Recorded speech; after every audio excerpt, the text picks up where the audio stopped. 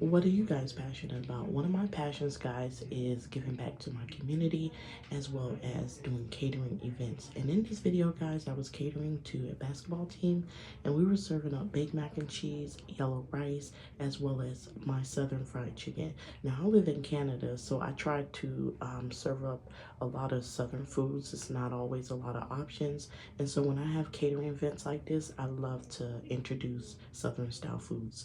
So as y'all can see, they love the food. Leave in the comments below what y'all think. Bye, guys.